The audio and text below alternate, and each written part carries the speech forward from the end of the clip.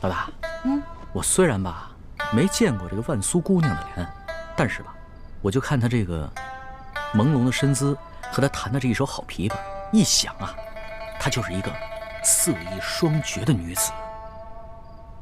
你说我每天晚上坐在外面喝茶，完了空担着一个风流好色的名头，我多亏呀！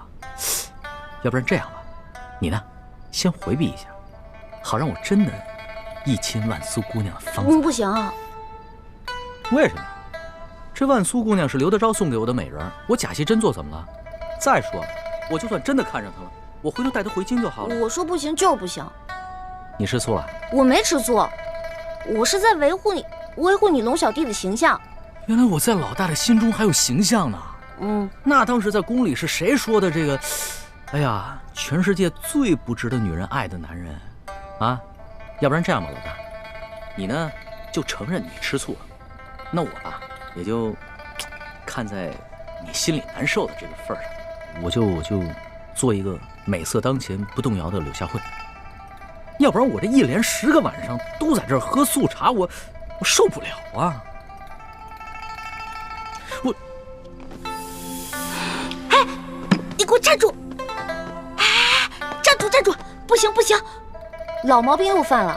上次对我也是，差点假戏真做。我告诉你啊，万苏姑娘不一样，她心有所属的，而她心里喜欢的人是帮咱们的，所以你千万不能对她打主意。得了吧，上一次你也是这么骗我的，说什么非龙三不嫁，不能动心腹手下的女人，是吧？又想故技重施啊！我才不会上你的当。我不会骗你的，真的。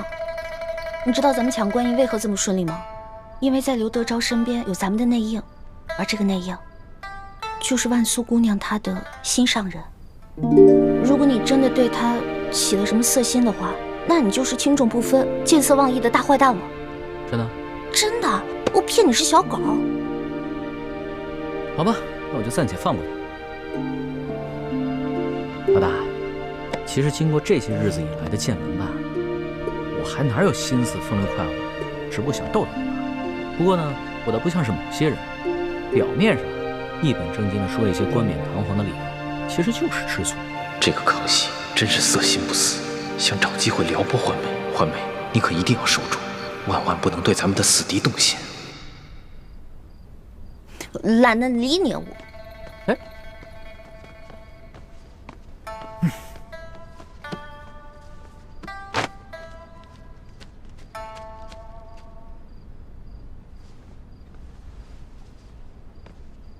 龙大人，时候不早了，小女子恭送大人。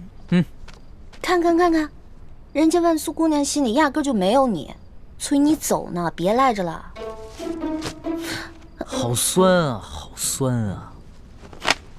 好了，万苏姑娘，在下先告辞了。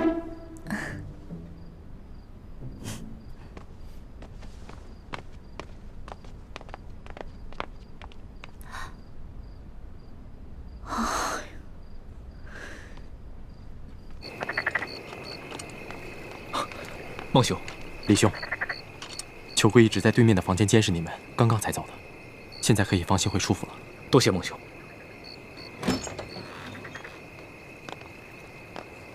钦差大人，这个就是孟祥和，我刚刚跟你说的万姑娘的心上人，也是一直帮咱们的好汉。怎么样，比你长得英武吧？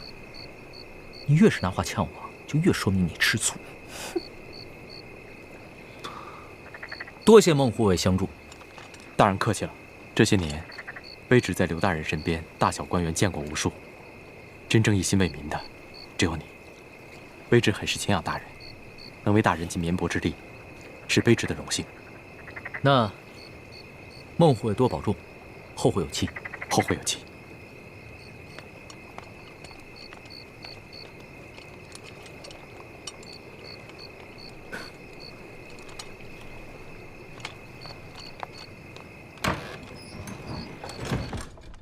婉妹，孟哥哥，婉妹，孟哥哥，你总算来看我了。我无时无刻不在想你，只是找不到合适的机会。这下好了，我与刘大人的10年之约明日期满，我我们可以远走高飞了。真的，太好了！婉梅，你且收拾好东西，明日我来接你。嗯。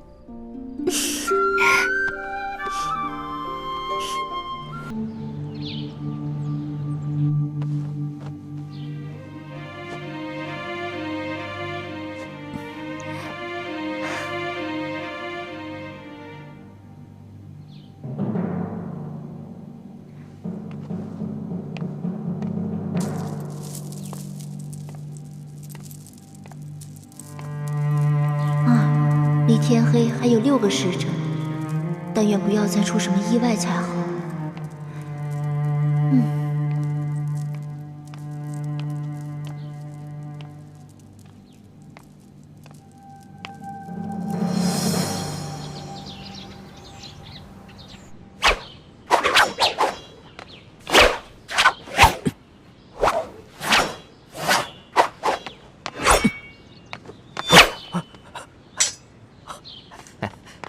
主子，索图怎么样了？苏大人出事了。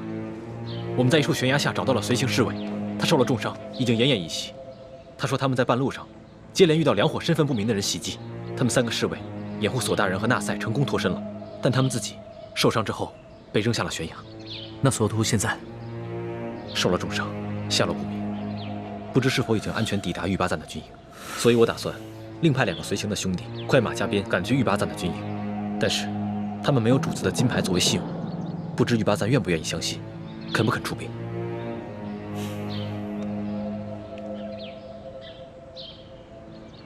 主子，不如这样吧，奴才亲自去一趟。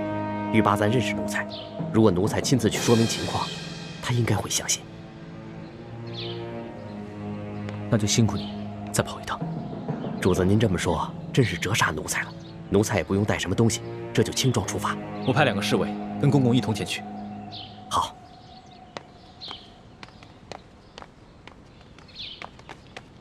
不好了，龙小弟！龙小弟，贾玉玺跟贾密旨不见了。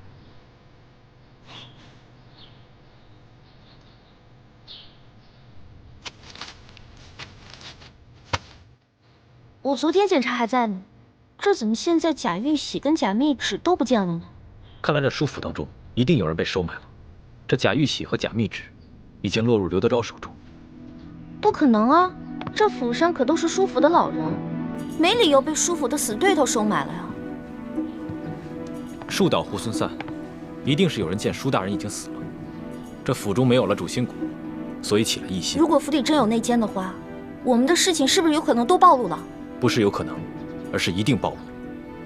刘德昭一定会借着贾玉玺和贾密旨大做文章，甚至对主子痛下杀手。龙小弟，现在怎么办啊？36计走为上策，要不然脚底抹油溜吧。如今索额图也下落不明，也只能马上撤出太原了。只恐怕想走已经来不及了。放心吧，有我跟哥哥保护你，一定会没事的。有人来了。龙大人，巡抚大人派人前来，请龙大人过府商议赈灾事宜。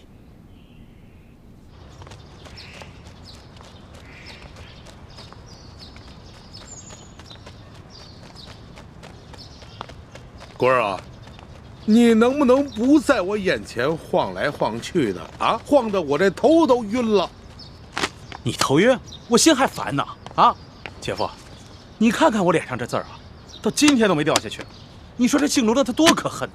还有，这小子铁疙瘩一个，官场上这些规矩他懂吗？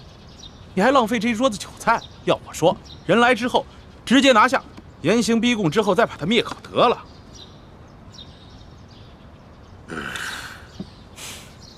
先不慌，再等等。哎，再给这个龙三一次机会，就当是给咱们自己一个机会。官儿啊，说实话，这个龙三来咱们这这么久了，到了现在，他到底什么底细我都没有摸清楚，我心里着实的不踏实。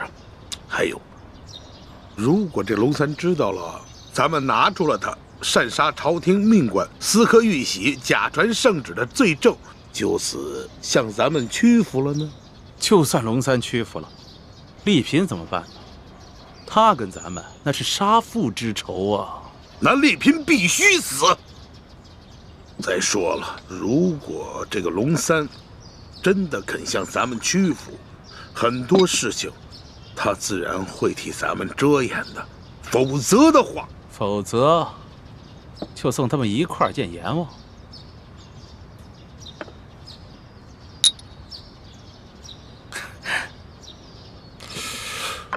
唉，什么时候来呀？他这是。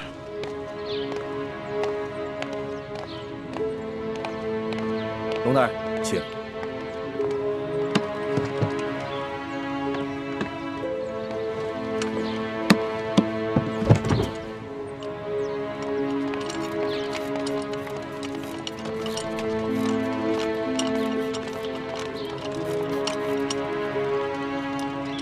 丽嫔还在府上吗？啊，还在。刚才他还吩咐奶娘，要众人都到大厅，随他一起为老爷的亡灵念经祈福。交代的事情都办妥了没有？放心吧，我已将药下在厨房的菜汤里，过会儿就会发作。啊，我先到大厅念经，你们等我信号。好，事成之后，我家大人必有重喜。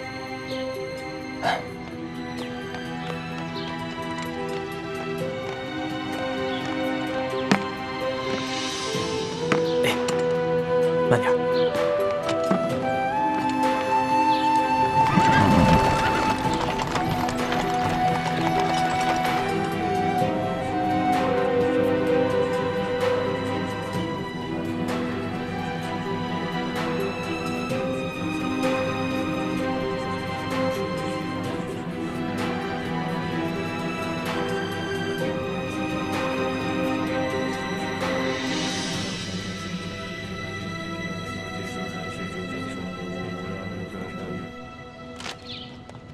哎呀，龙大人，龙大人，有失远迎啊！龙大人，龙大人，来，请。哎呀，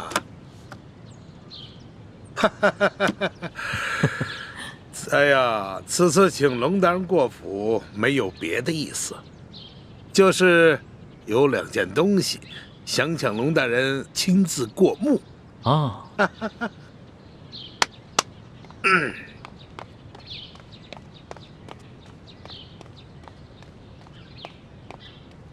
龙大人，这2样东西您见过吧？刘大人，哎，这些东西你是怎么得来的？龙大人，现在东西怎么得来的并不重要，重要的是我要提醒龙大人，恐怕龙大人你现在已经犯下了灭族杀头的重罪吧？刘大人想怎么样？好啊，龙大人，那我们就不妨打开天窗说亮话。我知道龙大人，你手上也抓住了我不少的把柄。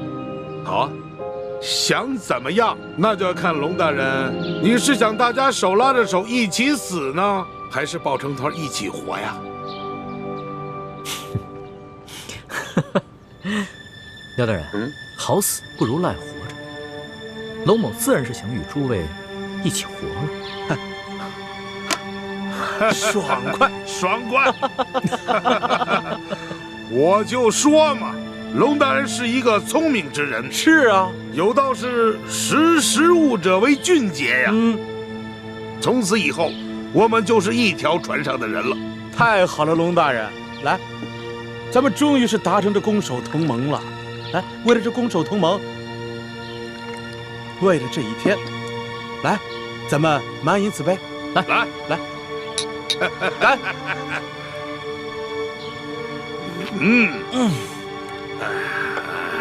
美酒啊！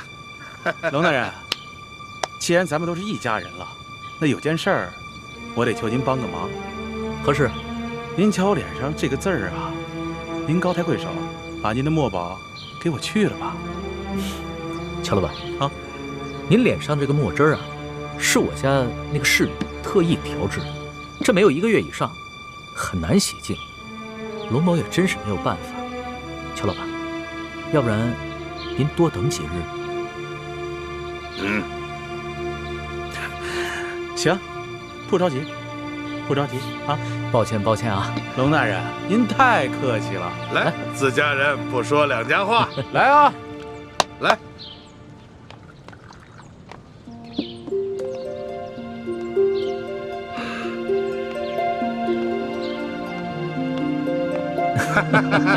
来，龙大人。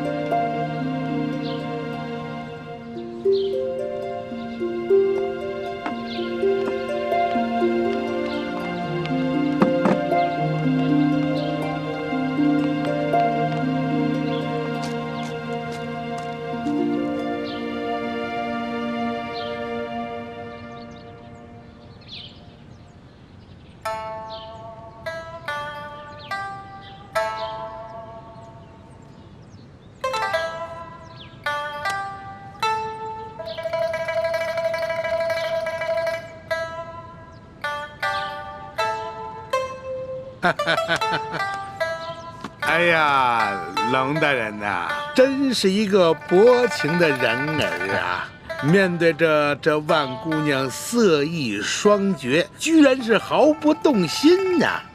刘大人，哎，龙某也不是个不怜香惜玉之人，是，只是那个时候与刘大人尚未交心，背地里啊，就害怕刘大人参我一本，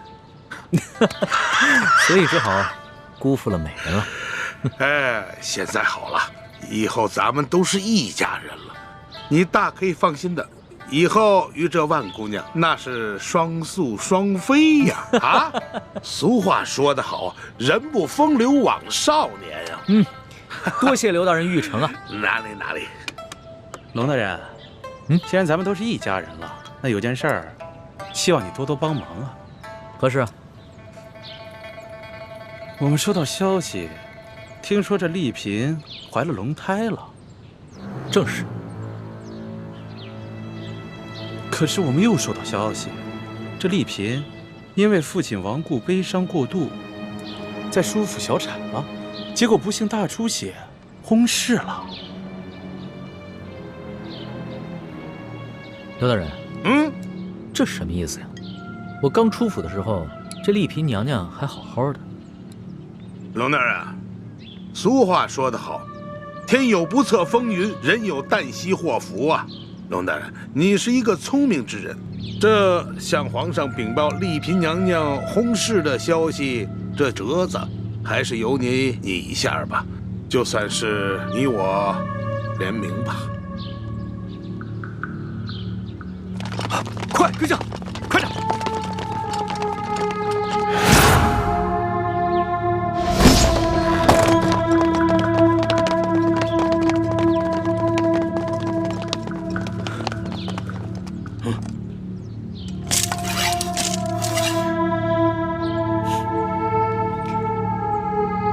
真是红颜薄命啊！皇上要是听到这个消息，肯定是圣心蒙忧啊！哎，是啊，龙大人，皇上乍闻丽嫔娘娘薨逝的噩耗，难免是有些感伤啊。不过龙大人你是知道的，好在后宫佳丽3000呀，过些时日，这事情放一放，我看也就过去了。啊，来，其实这样也好啊。舒总兵跟着丽嫔，黄泉路上总算是有作伴的了。啊，他们这一走，我们总算是安心了啊！来，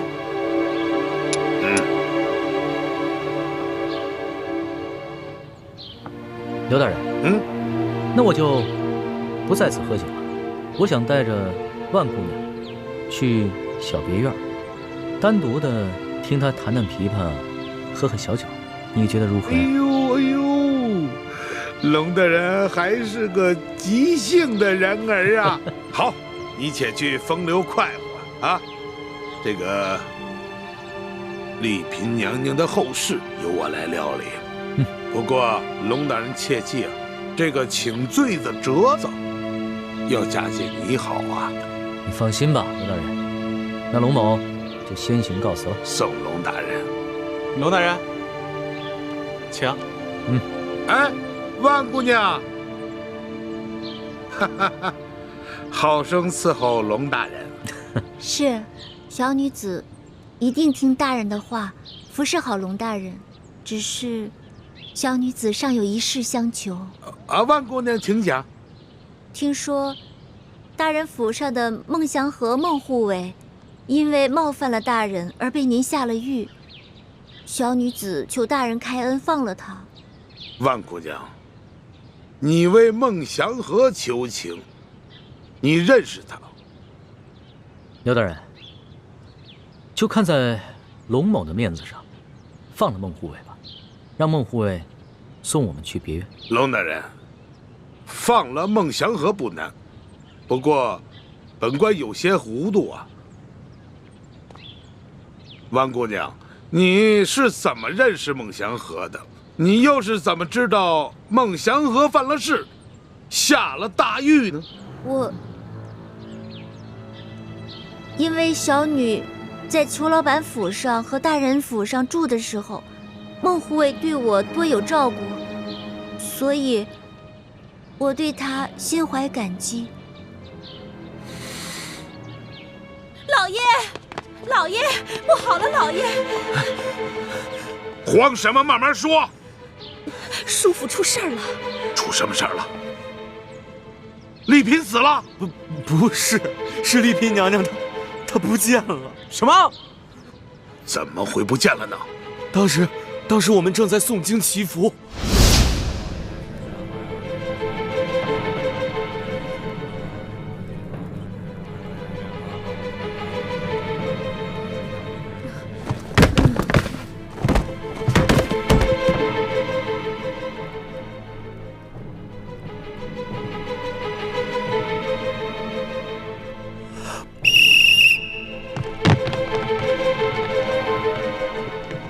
丽嫔呢？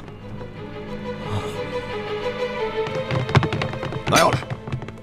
小姐莫怪，我也不想害你，可我没办法呀。我一家老小的性命都搁在巡抚大人那儿了。你要怪，就怪老爷生前为什么老跟巡抚大人作对吧？黄管家，啊，郭妈妈，怎么是你？黄管家，小姐是你跟我从小看着长大的，老爷现在尸骨未寒，你居然对小姐下毒手！她不是你家小姐。她是我家小姐奶娘。小姐呢？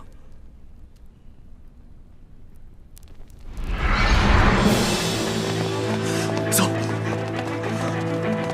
搜，这边，仔细搜。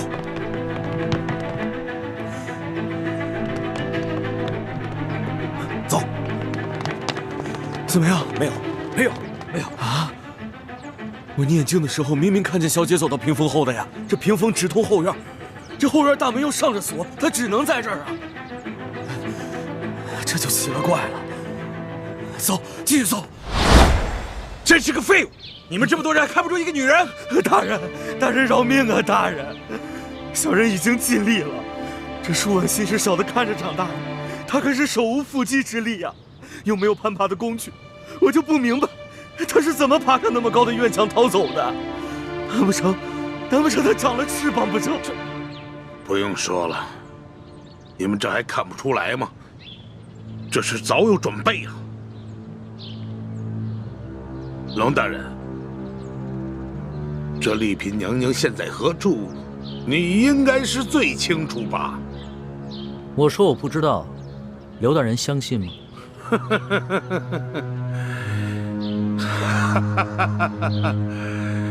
你们说我相信吗？来人，快！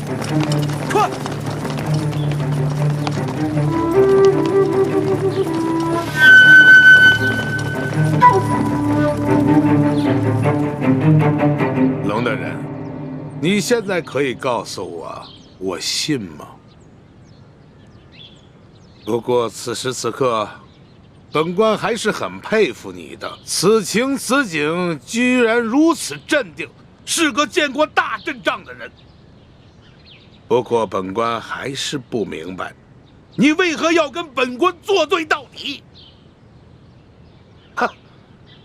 你以为你救了丽嫔，她就可以在皇上耳边给你多吹吹枕边风是吗？就可以免除了你擅杀朝廷命官、伪造玉玺、假传圣旨的罪责吗？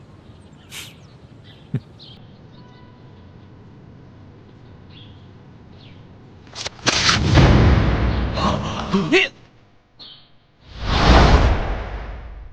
龙大人，巡抚大人派人前来，请龙大人过府商议赈灾事宜。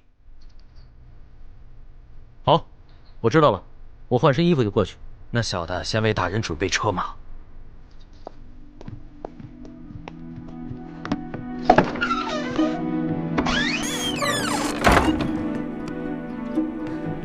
你们说这个人会不会就是被刘德昭收买的内奸啊？有可能，但是我们现在已经没有时间来找出舒府当中究竟谁是内奸了。主子，你带着奕欢还有丽嫔娘娘先走，我仪容成你的样子，先去刘府稳住他们。啊，龙小弟，这个时候就别啊了，就听我哥哥的吧。他武功很好的，你放心，若是没有咱们拖累他，他一个人谁都控制不住他。而且我跟主子身材相仿，倒正好方便互相易容。奕欢，我帮主子易容，你去通知丽嫔娘娘，让她做好准备，马上逃走。好。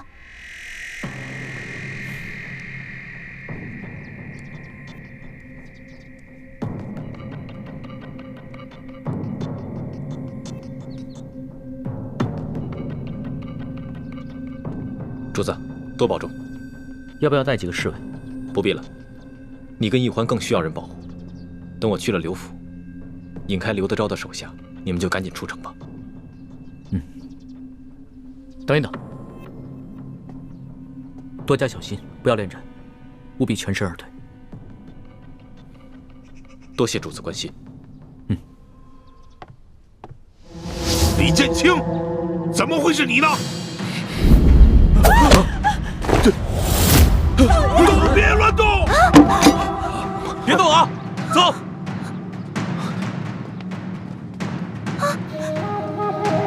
姓李的，放了我姐夫，不然我弄死他！我跟万姑娘非亲非故，你以为用她就能威胁到我吗？少跟我来这一套！你跟那个姓龙的自诩为仁义之士，为了那些灾民，你们都能犯下这么大的罪行，你能眼看着这么一个手无寸铁的女人为你送命？放人！万姑娘，我刚才就是顾及到你的安危，才想用计带你离开，没想到你还是放不下孟祥和。也罢，裘贵，只要你把他放了，我就放了你姐夫。你当我是傻子？先放了我姐夫，然后束手就擒，我就放了他。不然的话，我就弄死他和孟祥和。好，我答应。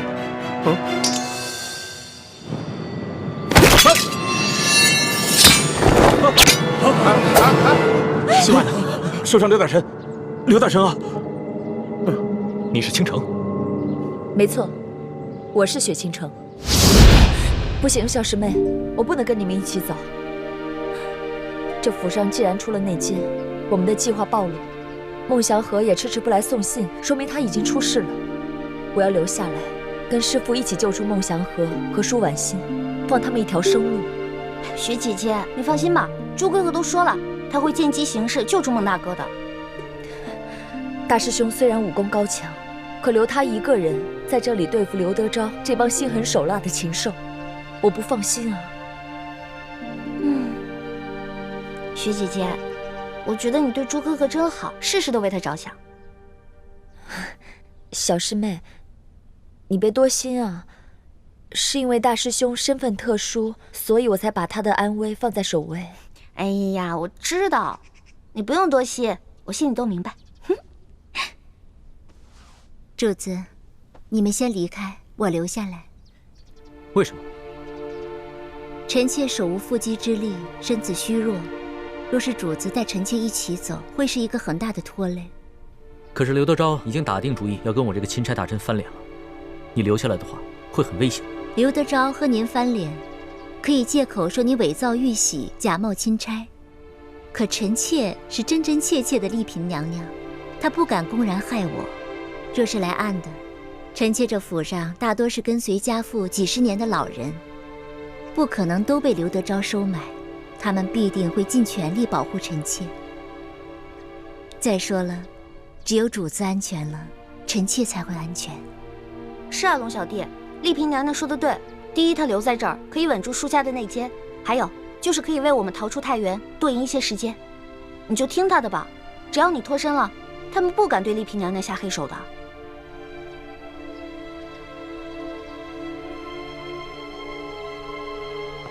来人呐，来了。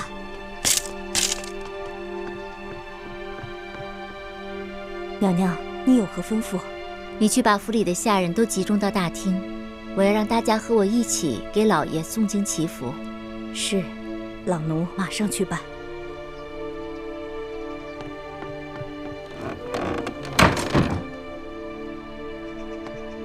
主子，一会儿府里的下人都会集中到大厅，你们就可以从后门离开了。叶欢呢？我不在你们身边，你一定要保护好主子，保护好自己呀。放心吧，丽嫔娘娘，我虽然武功不行，但是什么放毒啊、防身啊，我都是可以的。倒是你，现在舒府特别不安全，你得自己小心啊。婉心，想不到你平时柔弱，却是这般冷静果敢。待我平安脱身，一定想办法马上回来救你。待回到了紫禁城，一定好好奖赏你。主子安全，就是对臣妾最大的奖赏。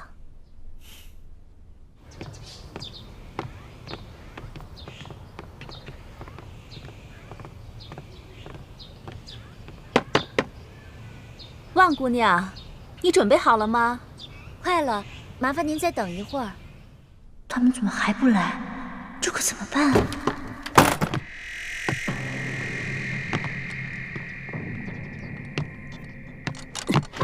你们可算来了！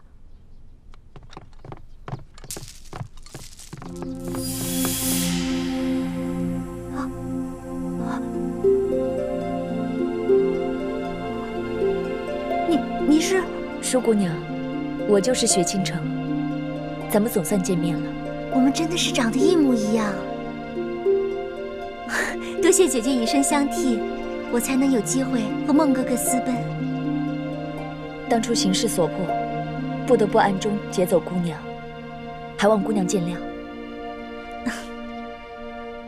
好了，现在不是说话的时候，有什么话还是出去再说吧。舒姑娘，你赶紧动身跟我们走。不行，走不了了。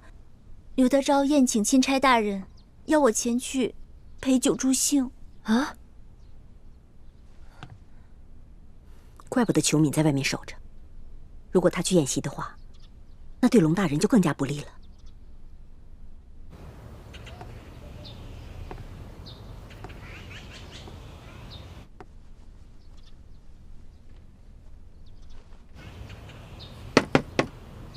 万姑娘，衣服换好了吗？别再拖延时间了，快点啊！万姑娘，万姑娘，你如果再不回应，我得冒昧进去了。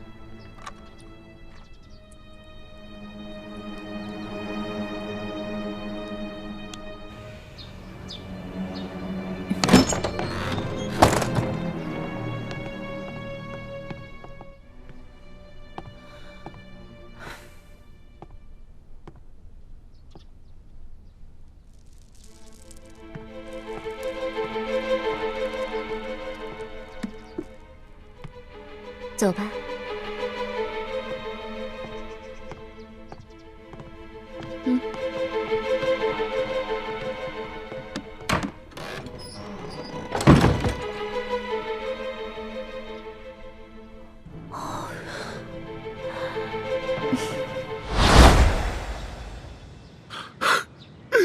穷官，你看你干的好事儿！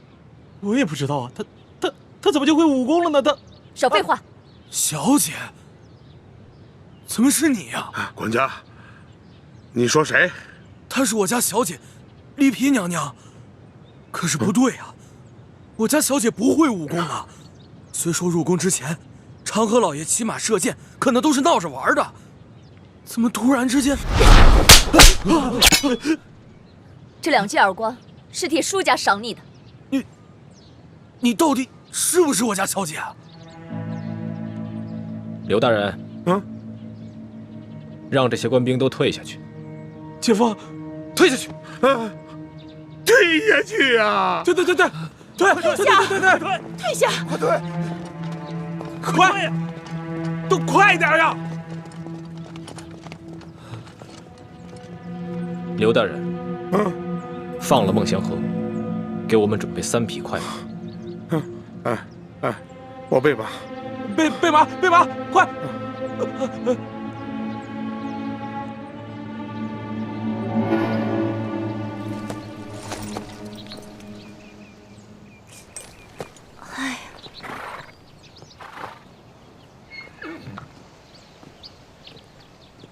舒姑娘，你不要着急，倾城他们一定会平平安安把你的孟哥哥带回来的。哎，但愿他们3个能平安无事啊！阿弥陀佛，菩萨保佑，菩萨保佑，菩萨保佑！来了，什么来了？我听到马蹄声了。看，倾城带着你的孟哥哥，他们回来了。婉妹，孟哥哥，婉妹，太好了！哎，刘德昭那个狗官没有为难你吧？没有，好歹我也护了他10年，救过他无数次，他对我算手下留情了。只是给我灌了些舒筋软骨的药，把我关进地牢。多亏李兄和雪姑娘救了我，还帮我解毒，恢复了武功。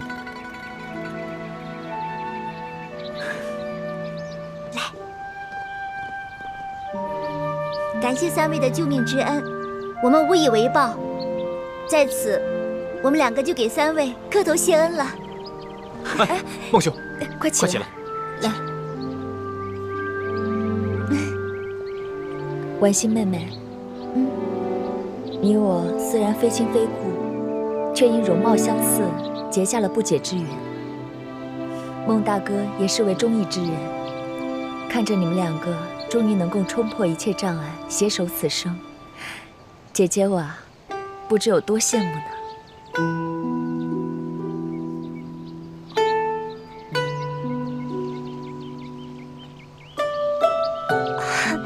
雪姐姐，我有我的孟大哥，你不是也有李护卫吗？我祝愿你们也能冲破一切障碍，白头偕老。